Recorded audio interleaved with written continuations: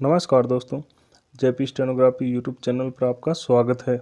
यह डिक्टेशन 80 शब्द प्रति मिनट का होगा जो कि 10 मिनट तक बोला जाएगा। जनसत्ता से लिया गया है। 10 सेकंड बाद स्टार्ट किया जाएगा।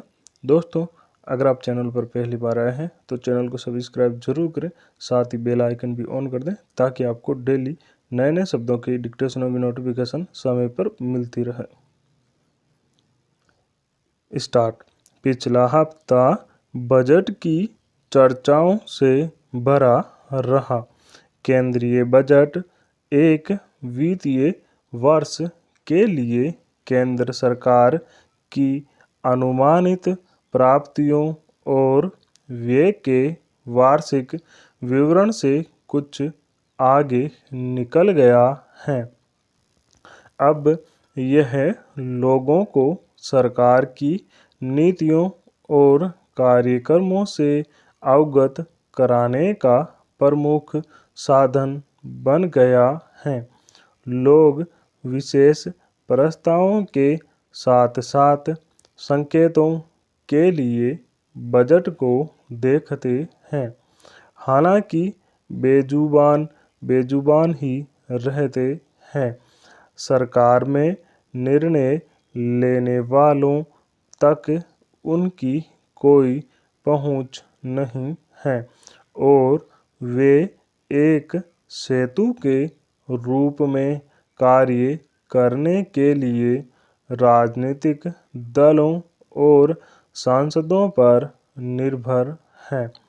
लोकसभा में बहुमत वाली प्रभावशाली सरकार प्रायः आत्ममुग्ध हैं और राजनीतिक दलों या सांसदों से कभी परामर्श नहीं करती। आम लोग और विशेषज्ञ आर्थिक स्थिति पर अद्यतन जानकारी के लिए बजट की पूर्व संध्या पर पेश होने वाले आर्थिक सर्वेक्षण को देखती हैं। हमेशा की तरह अध्याय 1 में 2022-23 के आर्थिक सर्वेक्षण में अगले वर्ष के लिए दृष्टिकोण शामिल हैं। इस वर्ष मुख्य आर्थिक सलाहकार ने बिना किसी दिशा निर्देश के भटकने के बाद 2023-24 के लिए दृष्टिकोण की मूल भावनाओं को 2 पैराग्राफ में संक्षिप्त रूप में पेश किया, जिन्हें मैं नीचे पुनः प्रस्तुत कर रहा हूँ। भले भारत का दृष्टिकोण उज्ज्वल बना हुआ है, लेकिन इसे अगले साल की वैश्विक आर्थिक संभावनाओं, चुनौतियों और कुछ संभावित नकारात्मक जोखिमों के एक अद्वितीय सेट के संयोजन से आंकने का प्रयास किया गया है। बहुदेशीय ऊंची महंगाई ने दुनिया भर के केंद्रीय बैंकों को वित्तीय संकट से जूझने पर मजबूर किया है। मौद्रिक शक्ति का असर मंदी के रूप में दिखने लगा है, खासकर उन्नत अर्थव्यवस्थाओं में। आर्थिक गतिविधियों पर इसका असर नजर आने लगा है।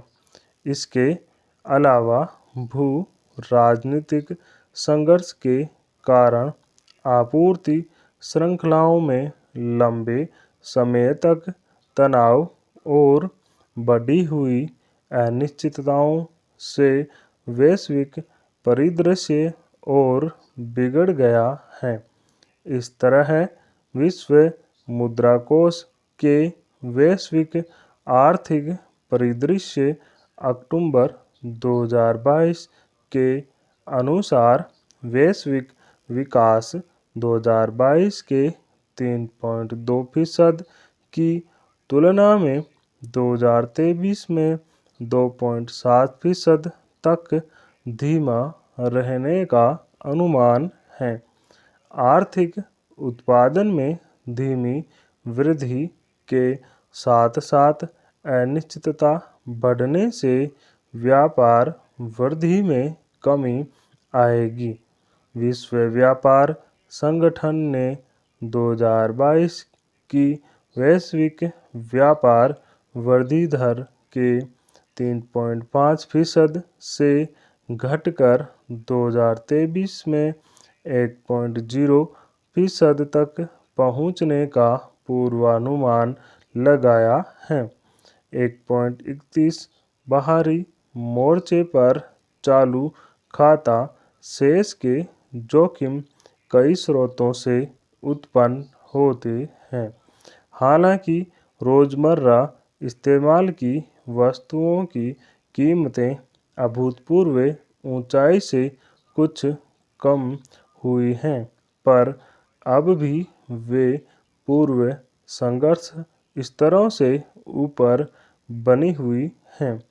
भारत में बढ़ती मांग के बीच जिंसों की उचित कीमतों के चलते कुछ आयात खर्च बढ़ेगा और चालू खाता शेष पर प्रतिकूल प्रभाव दिखाई देगा। वैश्विक मांग में कमी के कारण निर्यात वृद्धि दर स्थिर रहने से इनमें और बढ़ोतरी देखी जा सकती है। अगर चालू खाता घाटा और अधिक बढ़ता है तो मुद्रा के अवमूल्यन का दबाव बढ़ सकता है। अगर सीईए को लगता है कि उसने अपना काम कर दिया है तो यह गलत धारणा है।